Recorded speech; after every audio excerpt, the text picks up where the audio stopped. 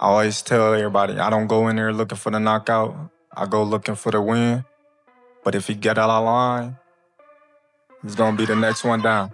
Terence Crawford, he has definitely gone under the radar. 4-weight world champion, 41-0, 31 knockouts. A southpaw who's got IQ and speed and craft. I think it's a fabulously interesting matchup. A great fight. The reason I have so much confidence is because I really believe that Bud Crawford doesn't fear Canelo Alvarez. A lot of his opponents. One Terence Crawford exploded at Canelo during a heated press conference. He made it clear that he plans to win inside the ring, but warned that if Canelo shows disrespect, things could turn personal. Crawford's fiery words showed his intensity and determination, proving he's ready both mentally and physically, leaving no doubt about his confidence. You a there is stuff. You a see you a hold on talking to let Aaron you a cause you keep talking out. You doing all that talking. That's how you doing all that talking. Oh, you can't be falling back. I come back. You don't talk, and you talking too much. Hey, this like some attention. So right here. It's gonna be legendary. Female ass. Yeah, show me this is a legendary old school fight. Get out some attention. Put the camera on him because that's what he's doing. Showing out like a female. Let him finish, but go ahead, EJ. Yeah, all right. Greg Hackett has strongly backed Crawford's chances against Canelo. He believes Crawford's fearless nature, both inside and outside the ring, sets him apart. Hackett says Crawford never hesitates or shows intimidation. Even against dominant fighters like Canelo, for him, Crawford's confidence isn't arrogance. Comes from years of discipline, victories, and adaptability. Hackett insists that confidence is a fighter's greatest weapon, and Crawford has plenty of it. He views this fight not as an uphill battle, but as another chance for Crawford to shine. Under pressure. Canelo, they taking Crawford. You got people that was taking Crawford, they taking Canelo. Yeah. What do you make of it? It should be that way because we talking about a great fight here. We talking about two great athletes. So when it's like this, it's better for the betting. You know what I mean? All the people that like to bet, it's better for them. You know what I mean? Because nobody know where the money gonna land.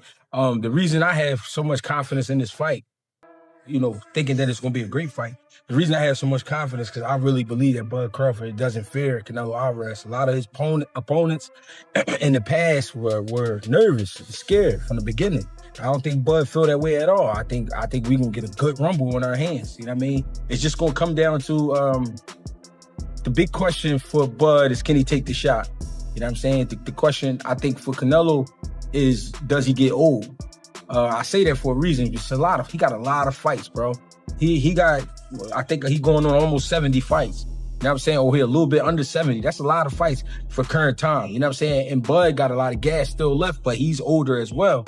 You know what I mean? A lot of people like to give him shit for not being able to take a shot, or not that he didn't take the shot, but getting buzzed with some shots at lower weight classes. So it's like, how can he handle himself at 168 pounds? But you have to understand the physical to understand how. You know what I mean? I'm not about to get into all of that, but you know what I mean? I do understand he will be a lot more sturdy at 68. I mean, if you smart, you've seen it at 47 versus Earl Spence. You know? Boxing commentator Adam Smith calls the fight a massive step up for Crawford, but one he can win.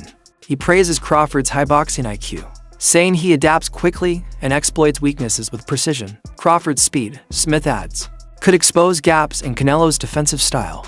Smith predicts the fight could go the distance, with Crawford winning on points by out-hinking and outmaneuvering Canelo. He calls it potentially one of the most thrilling contests in recent years, where both fighters push themselves to their absolute limits. September the 13th, it's billed as Fight of the Century.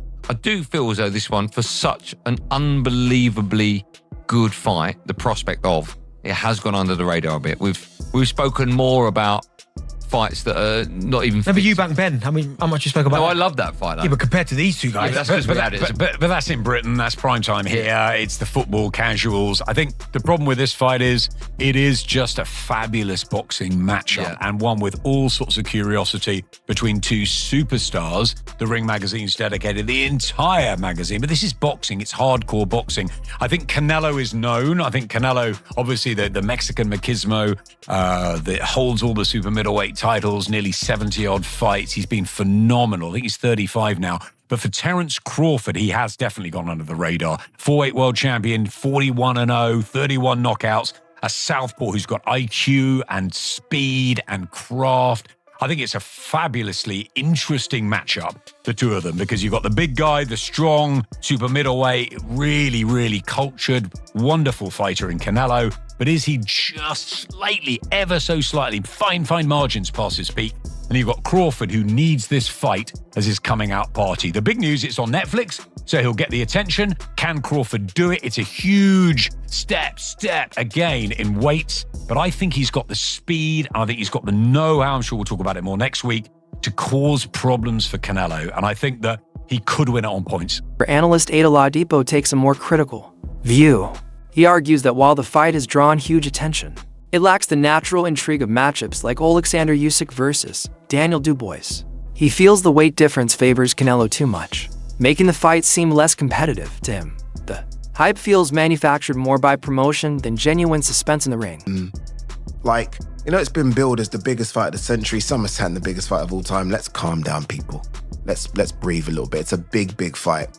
But it doesn't quite feel like those things. It doesn't feel like the biggest fight of the century. Like, this doesn't feel like, and maybe because I work these events, so it's slightly different, but this doesn't feel like Usyk Fury, for example. It doesn't feel like that at all. That felt like, oh my God, this is going to happen. Undisputed heavyweight title fight. Remember, this is an undisputed super middleweight title fight. Just feels a bit lacking of something. I can't believe that Max Kellerman is now part of this. And again, for nostalgia, we haven't got a Max Kellerman face-off. Like, how Canelo speaks great English now. How we haven't got that? Just to kind of give it a bit of spice, because Canelo, with his English, it's like he's only learnt the bad words. He does chat a lot of shit. So I almost feel like we should have done that. Maybe because it's on Netflix, it hasn't got a bit of a push from ESPN. Obviously, there's no DAZN stuff, obviously, because DAZN are not covering it. I feel like it's lacking something. And maybe because both of them don't trash talk either. Because when I think of the biggest fights of the last sort of 15, 20 years, you've always had one side of the fight, or one side who's a big trash talker. In some instances, two. The biggest fights, again, Usyk Fury. Fury was happy to do all the trash talking. Sold it. Event went massive. Mayweather, Pacquiao. Mayweather is happy to do all that, right? Mayweather, McGregor. Hence why that went just colossal. Because you got two of the biggest trash talkers ever doing it. This time, Canelo ain't saying anything. Crawford ain't saying anything. Feels a bit flat. Feels a little bit flat. Promoters, however, have turned Crawford versus Canelo into a global spectacle. They've branded it as the fight of the century and worked with Netflix to deliver documentaries, behind-the-scenes footage, and exclusive interviews. This marketing push has made the event bigger than boxing, reaching households that don't usually watch the sport. It blurs the line between sports and entertainment, creating hype that rivals the biggest crossover events ever. I'm holding you to the standard you said. They're tagging this the fight of the century, colossal, super fight, Netflix, Dana White, right? So now we got to look at it. You can't tell me something. See, I'm not the type of person where you could pee on my leg and tell me it's raining. If that's you and you're going to let somebody urinate on your leg and tell you it's raining, that's on you. But I don't do that. I'm a critical thinker, and I'm not just going to listen to what you tell me and see if the facts don't support that, right? So if this is the fight of the century, let's look at it. Boxing tickets, Canelo versus Crawford, right? Since August 29th, tickets listed, $2,566 value, $7 million plus worth of tickets.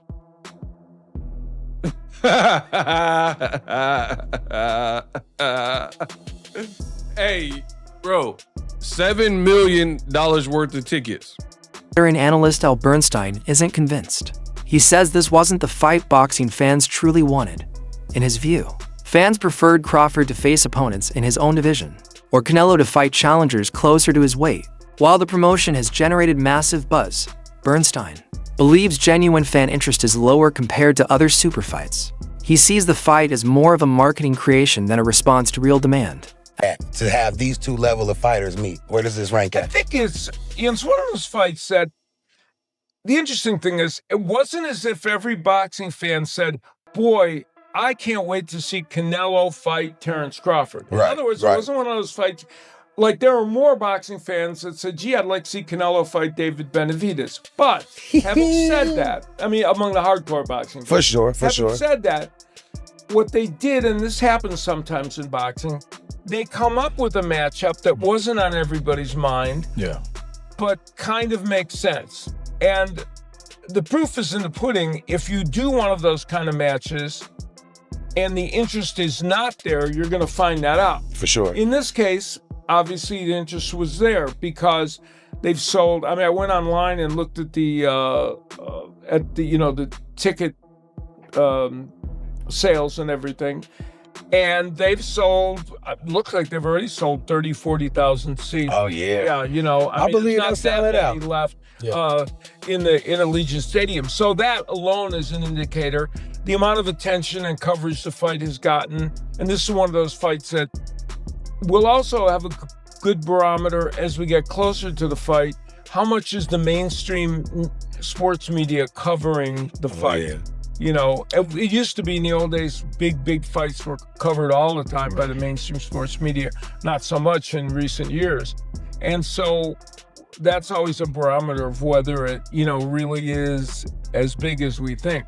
As far as the actual matchup is concerned, when it was originally announced, I thought they were going to have a hard sell in convincing people that Crawford could come up 2 weight classes and take on a 168-pounder because he already moved up